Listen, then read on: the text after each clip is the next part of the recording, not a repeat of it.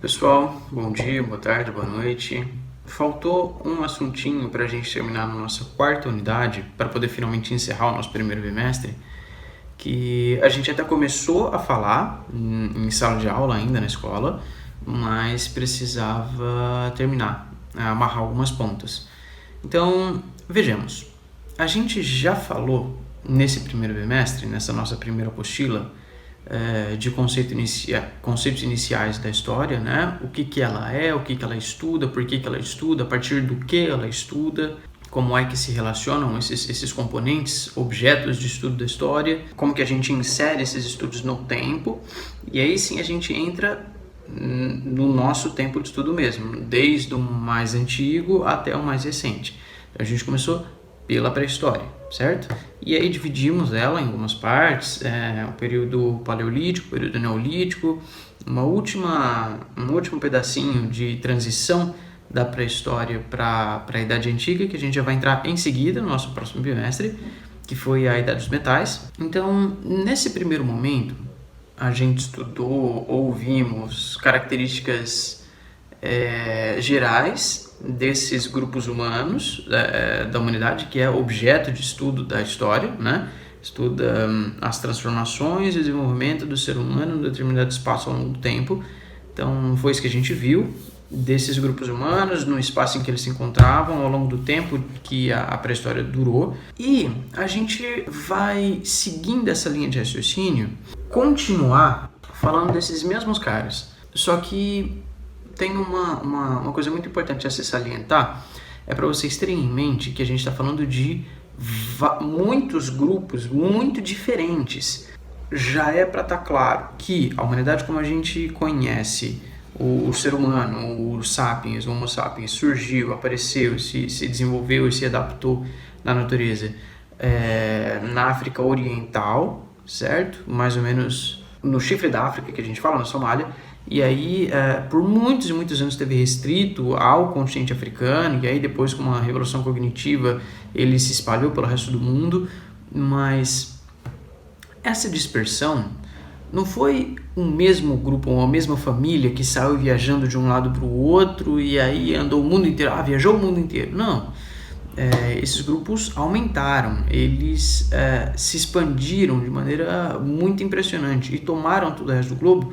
Mas conforme eles saíam de um lugar e iam para o outro, esse lugar primeiro aqui ele não ficava desocupado, ficava uma galera aqui e outra ia embora. Aí aqui ficava a gente também e daqui ia mais gente para cá. E esses grupos vão se separando, eles vão se distanciando, eles perdem o contato uns com os outros, principalmente na longa distância.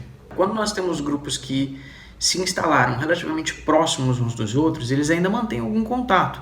Ainda tem algum tipo de colaboração, ainda tem algum comércio, tem alguma influência cultural um sobre o outro, mas quando essas distâncias ficam muito grandes, esses grupos perdem o contato absolutamente um com o outro, e aí a partir de então eles se desenvolvem de maneira autônoma e independente um do outro, certo? Eles não se conversam mais, e o mundo é muito grande, então muitos desses grupos nunca mais tiveram contato uns com os outros, pelo menos até mais ou menos recentemente. E a gente vai falar de principalmente 2 desses grupos que se desgarraram de um terceiro grupo que se tornou homogêneo e dita a nossa história de maneira geral. Para que isso fique um pouco mais claro, vamos colocar nas seguintes palavras.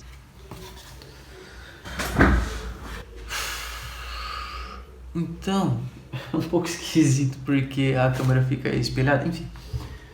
Então, vejamos, o ser humano surgiu aqui, tá? No chifre, esse pedaço aqui é o que a gente chama de chifre da África, é onde fica hoje a Somália, a Etiópia, enfim. Então a galera surgiu aqui e ficou restrita a esse continente africano por muitos e muitos e muitos anos, até que se espalhou pelo resto do mundo.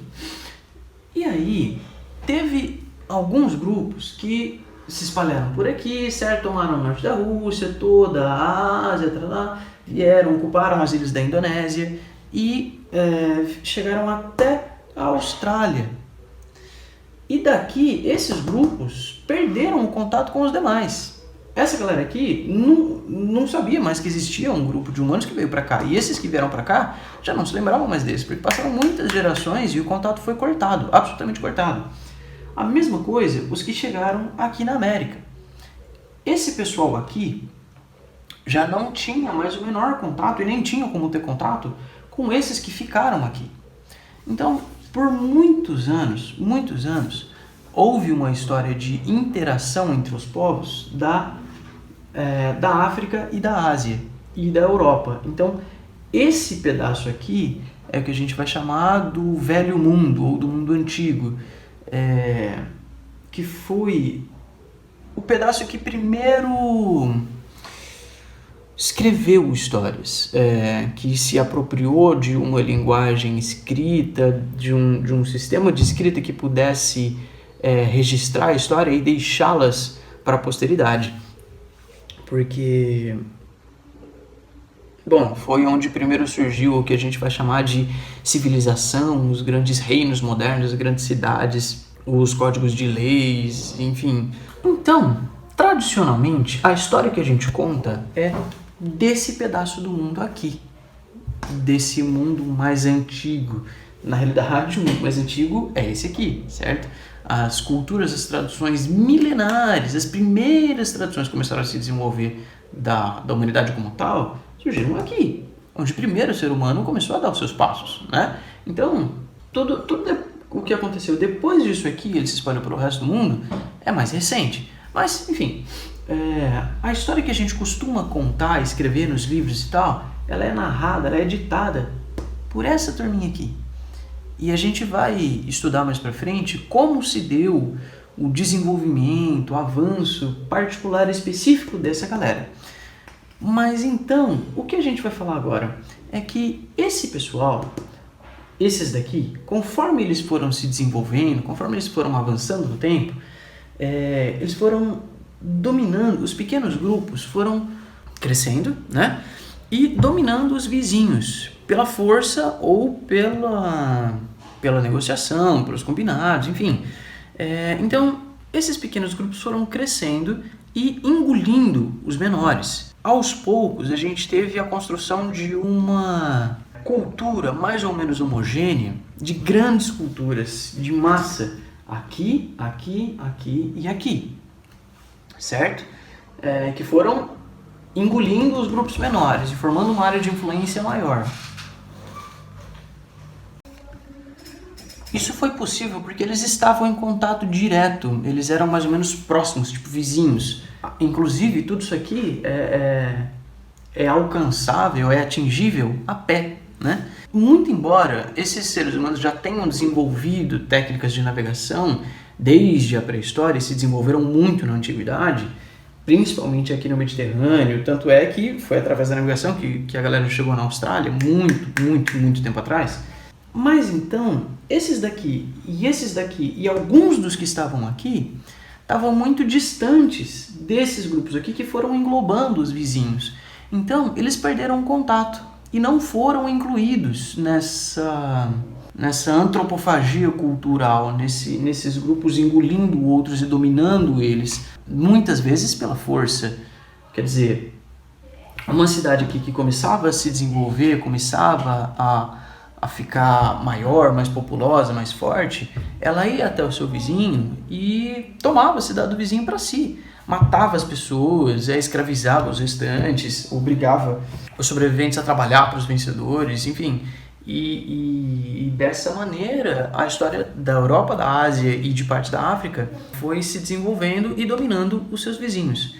E aí, os que estavam mais longe ficaram livres dessa dominação, pelo simples fato de que não havia contato entre eles. A gente vai falar desse assunto agora, porque ele aparece muito pouco no nosso currículo mais para frente. Os nossos próximos assuntos serão referentes principalmente a esse velho mundo que eu falei, a essa região aqui da Europa, do norte da África, do Oriente Médio e de parte da Ásia, tá?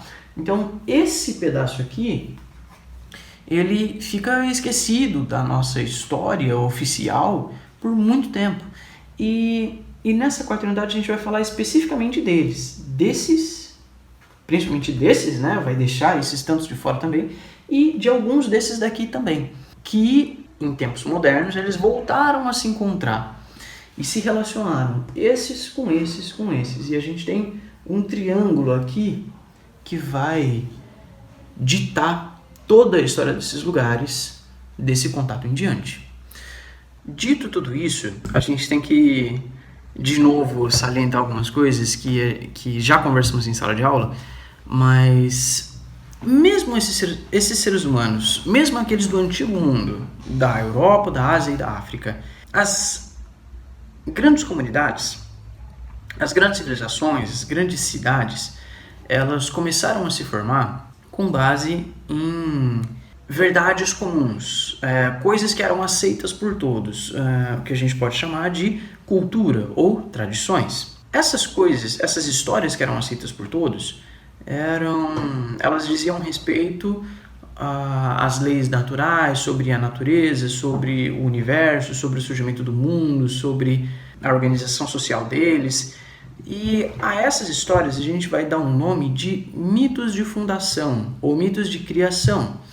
Eram histórias que tentavam explicar como que o mundo surgiu, por que o mundo é como é, por que as relações sociais são como são, por que tem um rei e tem os súditos, por que tem um faraó e tem os servos, por que tem um líder e tem os subalternos, por que essa sociedade se organiza da maneira como se organiza, por que o comércio é como é, por que a terra é do jeito que é. E muitas vezes esses mitos de fundação, esses mitos de criação, recorriam a características sobre-humanas. Dizia que as coisas acontecem como acontecem porque os deuses assim quiseram, os deuses inventaram desse jeito. O universo surgiu por vontade divina e se organiza também por essa mesma vontade. E aí, cada lugar tem as suas histórias diferentes, né? Os gregos inventaram a sua maneira como o mundo surgiu, os seus deuses e a maneira como eles agiam, os egípcios uma outra maneira, os sumérios na Mesopotâmia uma outra, os chineses no Oriente outra. E esses dois que se desgarraram desse mundo antigo que a gente vai falar, também desenvolveram os seus mitos de fundação. Esses dois que a gente vai falar, não sei se eu já mencionei para vocês, ou se já ficou óbvio ou não, mas são os indígenas na América, ou o que a gente vai chamar de ameríndios, e alguns povos no sul da África, que tiveram pouco contato com esse mundo europeu e asiático. A gente vai começar a falar principalmente pela África Ocidental, pela costa atlântica da África, porque ela se relaciona de maneira direta com os europeus e os indígenas num tempo mais recente, que a gente vai retomar mais pra frente. Mas então, muito bem, para dar um exemplo muito claro do que é um mito de fundação para vocês, o mito de fundação mais difundido na nossa contemporaneidade, que certamente todos vocês conhecem e muitos de vocês compartilham, inclusive, acreditam nesse mito de fundação, que recorre a forças sobrenaturais para explicar o surgimento e a formação do universo, é o mito de fundação cristão, que diz que o mundo foi formado por Deus em 6 dias e ele descansou no 7º, e aí esse Deus criou as águas, os mares, o céu, a terra, separou essas coisas, criou os animais, as plantas, por fim criou o ser humano, dotou ele de vida e explicou as regras de funcionamento, como que ia funcionar esse mundo, como que esse homem ia se relacionar com as outras coisas. Então, isso é um mito de fundação. É verdade? Vocês podem acreditar que é. Eu posso compartilhar desse mesmo mito de fundação, mas não deixa de ser uma explicação que recorre a forças sobrenaturais, sobre-humanas, para explicar o surgimento e a organização do universo, não é? Dessa mesma maneira, esses outros povos, essas outras culturas também tinham seus mitos de fundação.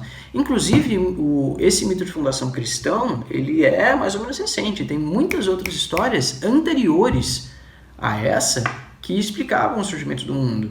E foi o que possibilitou muitas civilizações se organizarem e trabalharem em conjunto, que foi o que construiu os primeiros passos da história humana no mundo. A primeira proposta de aproximação desse tema para vocês que a apostila traz é através desses mitos, para a gente destacar as diferenças culturais desses povos para a nossa tradição ocidental, que nós herdamos desses europeus do velho mundo que conquistaram o restante do globo. Mas então vamos lá. O que eu já tinha pedido para vocês em sala de aula, que alguns fizeram, outros não. Quem fez, muito bem, ótimo. Eu acho que eu vou criar uma atividadezinha no sistema, no plural, para vocês mandarem para mim, tá? Para eu poder ver o que vocês fizeram, corrigir, conversar com vocês, enfim. E quem não fez, faça. Fazer o quê? Eu quero que vocês pesquisem, leiam histórias sobre os mitos de fundação indígenas e africanos. É esse o escopo do nosso estudo na quarta unidade, pelo menos a princípio. Vocês vão me dizer como que alguns povos indígenas contavam a história do surgimento do mundo e como que alguns povos africanos contavam também. Vocês não vão encontrar só uma história, serão várias, muitas, incontáveis, dos dois lados, porque lembram que eu falei que eram vários pequenos grupos e conforme essas sociedades iam crescendo, elas iam dominando seus vizinhos mais fracos e menores? Então, nesses lugares, a gente tinha uma série de civilizações, de povos, de culturas, de línguas, de costumes muito diferentes uns dos outros, que não dominaram seus vizinhos. Então, cada localidade produziu a sua cultura particular. E aí vocês podem pesquisar as histórias referentes a cada uma delas. Tem muitas para vocês me contarem. Se vocês tiverem alguma dificuldade, alguma dúvida quanto a isso, eu vou também deixar um canal aberto no sistema para vocês me mandarem perguntas, tá? Aí a gente vai conversando. Mas então, a princípio, a primeira atividade de vocês nessa quarta unidade é isso. Leiam e pesquisem e contem para mim alguns dos mitos de fundação que vocês pesquisarem sobre os indígenas e os povos africanos. Tá bom? Então é para ficar claro para vocês que a maneira como esses mitos de fundação foram elaborados, eles determinam em grande medida como essa sociedade será, como ela vai se organizar, como ela vai perceber as relações familiares, ou como ela vai se relacionar com a natureza, ou como ela vai se relacionar com os vizinhos, ou, enfim, muitos dos mitos de fundação, muitas dessas tradições, tanto dos indígenas quanto dos africanos, ela tinha uma relação muito próxima, muito íntima com a natureza. Então, a gente não vai dizer que esses povos não influenciaram a natureza, eles não interferiram na natureza, interferiram sim. Fizeram uma agricultura, alguns povos tinham pecuária, fizeram construções, alguns fizeram construções monumentais, mas eles tinham um apreço, um cuidado com a natureza.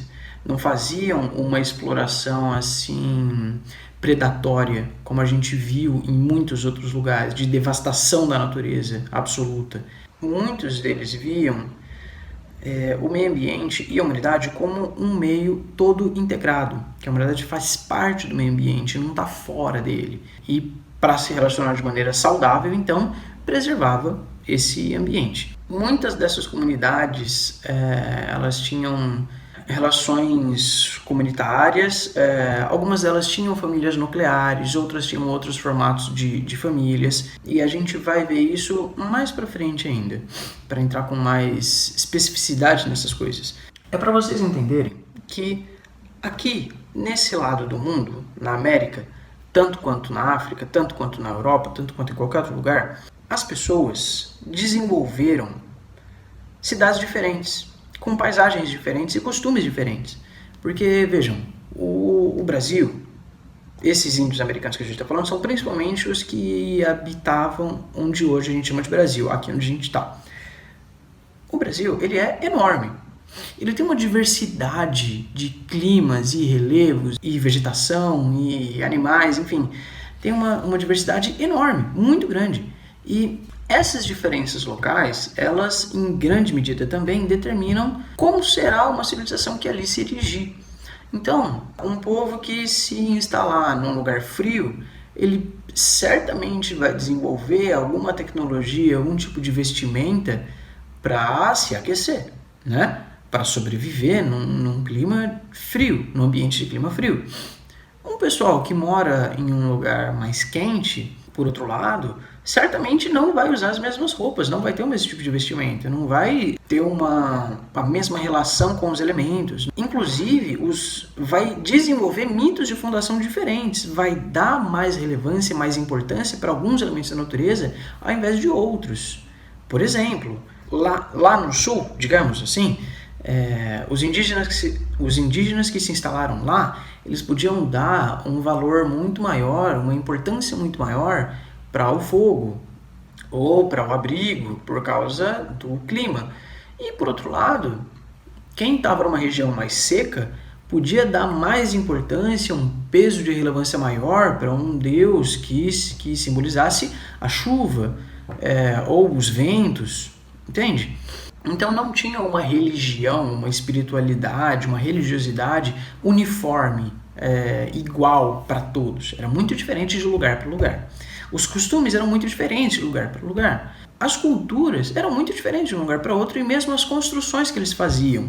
Porque, vamos usar de novo o exemplo do frio e de um ambiente mais quente. Num ambiente mais frio, eles precisavam fazer casas ou habitações de qualquer maneira, se instalar em lugares que preservassem as pessoas do frio.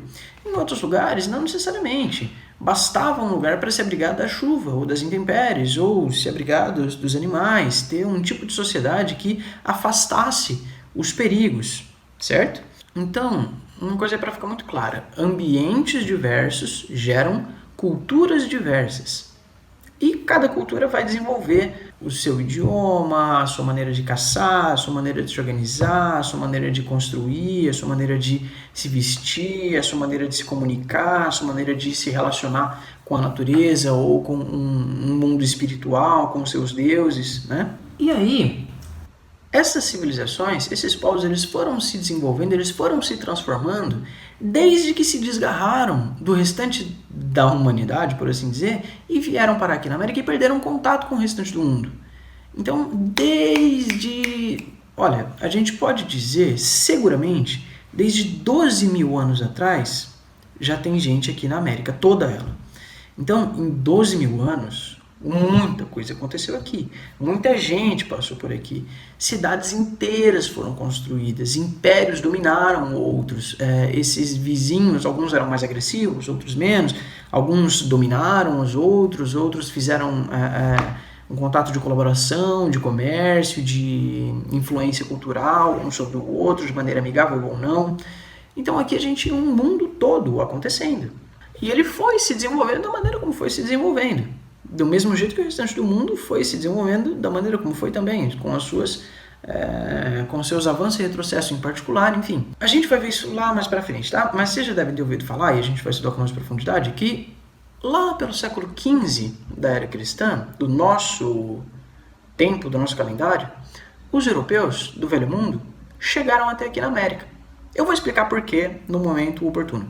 Mas chegaram aqui e encontraram esse pessoal. E eles estavam em contextos muito diferentes, né?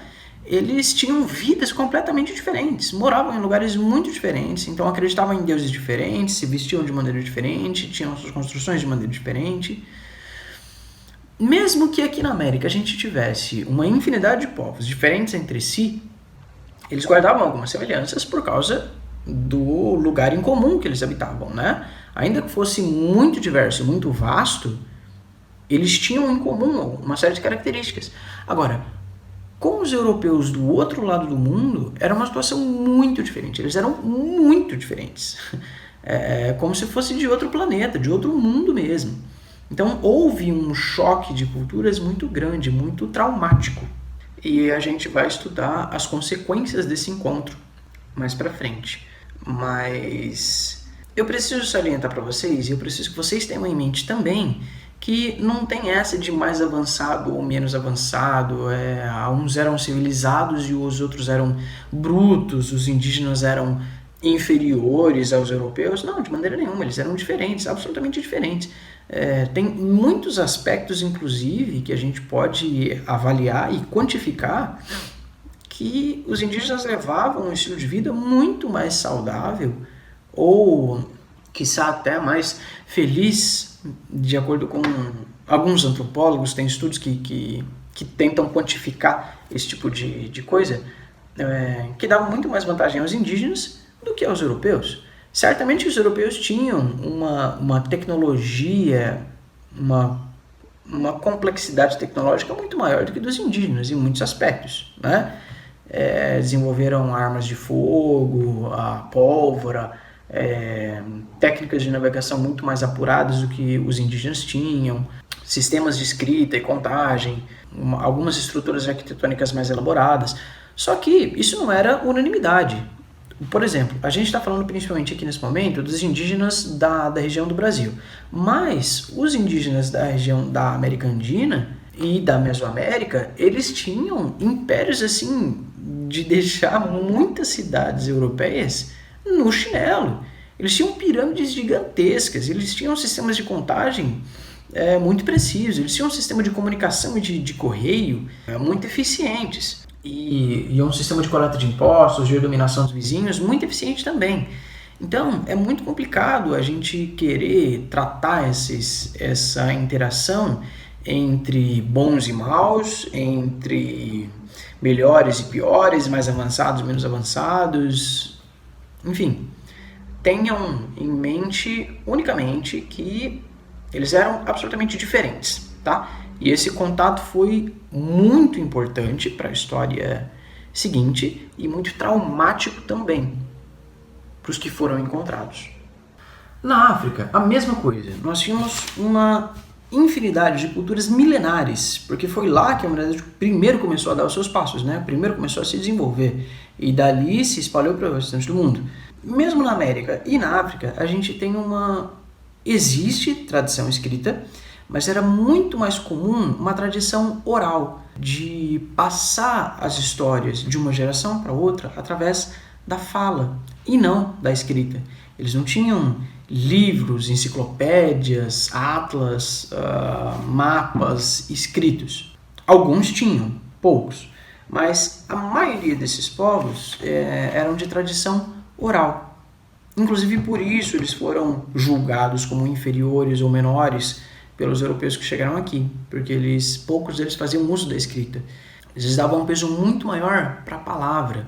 E isso gerava também uma cultura muito diversa, né? Muito diferente. Um povo que dá um peso tão grande para a palavra, ensina a transmissão da palavra com muito mais ênfase, muito mais peso. As crianças na escola, né, no seu sistema de ensino, aprendiam, ou os que eram designados para esse fim, tinham um cuidado muito grande com a palavra. Os astecas, por exemplo, eles tinham uma relação com a palavra como se fosse algo sagrado, algo divino. O líder, por exemplo, o rei supremo deles, ele não era necessariamente o mais forte ou mais ágil, era quem melhor manuseava a palavra, porque ela estabelecia uma comunicação com o mundo sobrenatural, com o divino, com os deuses. Não só os astecas, mas uma série de outros povos e outras civilizações davam esse mesmo peso para a palavra. E da mesma maneira como na América, na África também, a África é um continente gigantesco, monumental, é inclusive bem maior do que a América. E tem uma vegetação, um clima, um relevo também muito variado. Nós temos florestas tropicais gigantescas, temos desertos enormes, tem rios caudalosos. O Nilo, por exemplo, é um dos maiores rios do mundo e está na África. Muito embora a gente está falando agora da África Ocidental, de outro lado dela. Mas a África como continente em si, ela é gigantesca e produziu assim, uma infinidade de tradições muito diferentes umas das outras. Mas por que então a gente nesse momento está falando dos indígenas e dos africanos e não está falando dos aborígenes da Austrália? E não está falando dos chineses? Ou não está falando dos indianos? Não está falando dos gregos ou enfim. Por que a gente fala nesse momento dos indígenas e dos africanos? Porque esses dois, junto com os europeus, daquele velho mundo que dominou o restante depois de um determinado momento da história que a gente vai chegar lá, no século XV, esses três são os componentes que formam majoritariamente as bases do que a gente chama de cultura brasileira hoje. A nossa civilização, a nossa sociedade brasileira, ou pretensamente brasileira, ela parte principalmente desses três pilares das tradições mais antigas indígenas, africanas e europeias. Porque num determinado momento os europeus, nessa gana de dominação, né, de expansão territorial, chegou até aqui e de alguma maneira os destinos dessas três vertentes foram entrelaçados de maneira tal que não dá mais para separar eles. A trama do povo brasileiro está toda misturada com esses componentes. Não tem como eu pinçar para fora do que é ser brasileiro as raízes indígenas, dos povos originários daqui. Não dá para eu separar do meio da sociedade as influências europeias e ou africanas. Isso está tudo misturado hoje.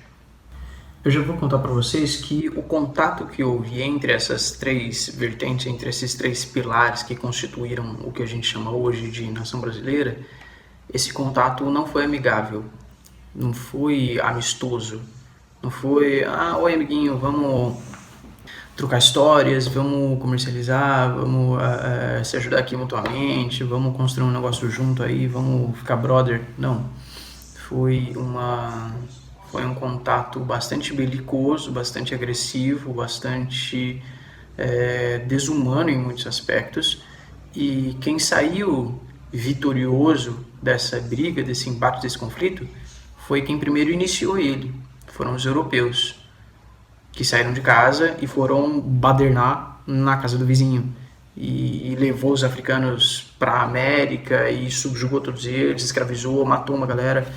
A população nativa indígena e americana, a população nativa indígena americana e africana, desses povos que tiveram contato com os europeus, ela caiu drasticamente.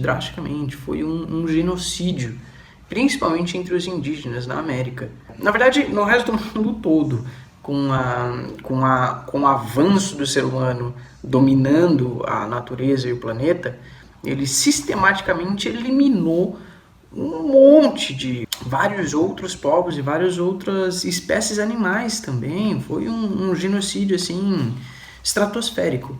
Mas o nosso assunto agora são esses três, né? Então, já vou dizer para vocês que os europeus subjugaram, massacraram esses outros dois, tanto os africanos quanto os indígenas, guardadas as suas devidas proporções, tá? Aqui entre os indígenas a gente pode dizer que houve um massacre generalizado, tá? O indígena, de maneira geral, ele foi quase exterminado. Hoje nós temos algumas áreas de preservação, nós temos ainda algumas aldeias, algumas tribos indígenas que descendem desde aqueles povos primitivos, esses povos originários, né, que tiveram contato com os europeus e que não se mantiveram parados no tempo. É claro que um evento dessas proporções muda a história deles, tem uma influência muito grande, mas eles se mantiveram próximos das suas tradições originárias. Então, nós temos áreas de proteção indígena, nós temos estatutos indígenas, nós temos leis que garantem a sobrevivência desses povos e a continuidade das suas tradições, mas a grande maioria foi absolutamente exterminada aqui na América. Agora, entre os africanos, aí já tem um nível de complexidade maior, porque os europeus eles não invadiram a África e tiraram de lá à força tudo que eles quiseram. Eles negociaram com os africanos, na realidade. Eles participaram de um comércio que já existia. O continente africano, talvez até pela sua ancestralidade muito anterior à da América, ele tinha estruturas sociais, algumas das quais muito enraizadas. Tinha grandes e vastos impérios também, em toda a costa atlântica, que foi onde os europeus atracaram. Então, eles não conseguiram permear na África pela força, única e exclusivamente pela força. Então, diferente da América, que eu posso dizer que houve um genocídio em massa dos indígenas, eles foram quase exterminados, na África eu não posso falar isso. porque algumas das tradições, muito embora muitas tradições foram perdidas, muitos povos foram sim massacrados, foram completamente arrastados do seu lugar para um outro diferente, à revelia contra a sua própria vontade, mas algumas tradições africanas, elas se mantiveram. E algumas das outras que vieram para cá tiveram continuidade na América. E é isso mesmo, esse amálgama que eu falei, essa mistura dessas três tradições que vem até hoje, descendem até hoje. Muitas religiões de matriz africana, elas continuaram se desenvolvendo, se transformando aqui no Brasil. Mesmo uma mistura de tradições indígenas com africanas e europeias resultam na grande variedade cultural que a gente tem hoje. Então, o que é para salientar nessa quarta unidade, o objetivo dessa quarta unidade é dizer o seguinte: tinha esses três caras, esses três povos, essas três tradições muito diferentes, que são muito diferentes entre si, né, mas que guardam algumas semelhanças dentro das suas próprias vertentes, se relacionaram de maneira tal que constituíram uma tradição completamente nova, que é a brasileira hoje. Muito embora muitos aspectos, tanto os indígenas quanto os africanos, foram completamente exterminados, tanto os outros sobreviveram, e se mantiveram e se transformaram, e persistem até hoje, sobrevivem até hoje. É esse o ponto da quarta unidade. E aí, a gente encerra esse primeiro bimestre, e no próximo bimestre começa a falar então dessa tradição europeia do chamado mundo antigo, e a gente vai ver como ele caminhou e se transformou de maneira tal que chegou num momento que foi possível partir da Europa para a África, para a América, e integrar esse globo numa coisa só e dominá-los, principalmente inicialmente pela força. A gente vai chegar lá. E aí então façam uma atividadezinha dos mitos de fundação e mandem para mim, tá bom? Aí a gente vai conversando.